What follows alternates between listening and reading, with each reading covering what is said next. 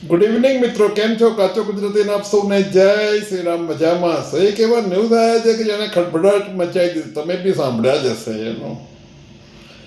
એ news એવા છે કે સનરાઈઝર લીડ્સની ટીમ છે, જે સાઉથ આફ્રિકાની લીગ ક્રિકેટની એક ટીમ છે, જેના ઓનર આપણું સનરાઈઝર હૈદરાબાદવાળો જ ગ્રુપ છે, એટલે કે સન ટીવીનો ગ્રુપ, એટલે કે કાવ્યા મારન.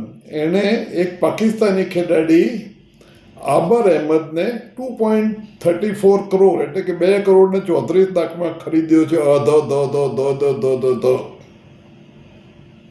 હવે પાકિસ્તાની ક્રિકેટ માટે આ તો ડ્રીમ છે એનું, પણ આઈપીએલમાં તો પાકિસ્તાની ખેલાડી ખરીદવા માટે પ્રતિબંધ છે, પણ એણે સાઉથ આફ્રિકા લીડ માટે ખરીદ્યો છે, જેની પર કોઈ પ્રતિબંધ નથી. પણ મોરાલી તો ખોટું જ છે ને.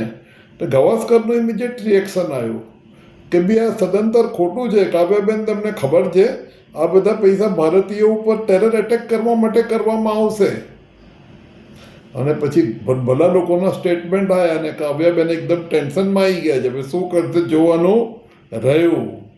હવે કાવ્ય મરણની વાત કરીએ તો આ જે સન ટીવી આખું ગ્રુપ છે ને, એની વારસદાર છે, અને ક્રિકેટમાં અને બધા મીડિયામાં બહુ ઇન્ટરેસ્ટ ધરાવે છે.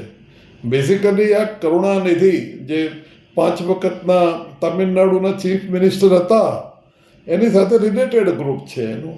એ ગ્રાન્ડ અંકલ હતા કરુણાનિધિ સાહેબ એના. એ હિસાબે અત્યારે આમ સ્ટેલિનને બધા એના અંકલ ગણાય. એટલે એ બહુ જ પાવરફુલ ગ્રુપ છે, અને બહુ જ પૈસાદાર અને હાઈલી કરપ્ટેડ, અને લોકોને ભેરવીને, મોટાભાગના એ લોકો ક્રિશ્ચન્સ છે પણ હિન્દુઓના વોટ એવી રીતે ભેરવીને કરે છે કે લેંગ્વેજના ડિફરન્સ કરે છે એ લોકો, કે ભાઈ તમે હિન્દી ભાષી છો, અમે રિજનલ તમિલ ભાષી છીએ, તમારું કલ્ચર આવું છે, અમારું આવું છે, તમે આસ્તિક છો, અમે નાસ્તિક છો. હિન્દુ ધર્મને લગભગ એમણે નાસ્તિક જેવું કરી દીધું છે.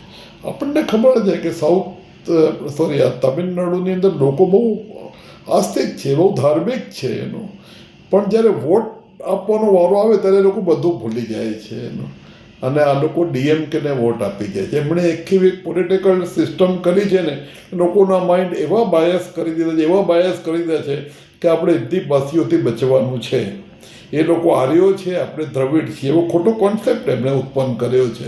અને કોન્સેપ્ટની આજુબાજુ બધું ઉત્પન્ન કરીને એવી સ્થિતિ કરી છે કે બધા એને જ વોટ આપે, ડીએમકેને આપે. પહેલાં એઆઈડીએમકે બી એની સાથે હતું, એમાંથી જ છૂટું પડેલું ગ્રુપ હતું, જયલલિતા વગેરેનું. હવે એનું થોડું જોર ઓછું થઈ ગયું છે, ડીએમકે જ જોરમાં રહ્યું છે હવે. પણ મિત્રો, કહેવાની વાત છે કે આ એક સ્ટેપ જે લીધું છે એને કારણે ભારત દેશમાં હોવા થઈ ગઈ છે, અને કાવ્યાબેનને તકલીફ પડશે જ આમાં. ભારત સરકાર ઓફિશિયલી તો કંઈ કરશે નહીં, અનઓફિશિયલી પ્રેશર લાવી બી શકે, પણ અનઓફિશિયલી તો ખુલ્લેઆમ લોકો બોલી જ રહ્યા છે. એનો સિનિયર ક્રિકેટર્સથી માંડીને રિટાયર્ડ ક્રિકેટર્સથી માંડીને ઘણા બધા પોલિટિશિયન બોલી જ રહ્યા છે એનો. અને આ રકમ બી બહુ મોટી છે એનો. અને આ બધા તમે જે પણ પાકિસ્તાનીઓને પૈસા આપો, કોઈ બી રીતે આપો, ક્રિકેટ થ્રુ આપો, ગમે તેનો એક ભાગ તો ટેરરિઝમમાં જતો જ હોય છે મિત્રો. એટલે 100 વાર વિચારવું પડે. વિચાર્યું નથી કાવ્યાબેનને. જોઈએ હવે શું થાય છે. Thank you so much. જો આપને મારો વિડીયો ગમતા હોય તો સબસ્ક્રાઈબ કરજો, લાઈક કરજો, શેર કરજો. Thank you so much. So nice of you.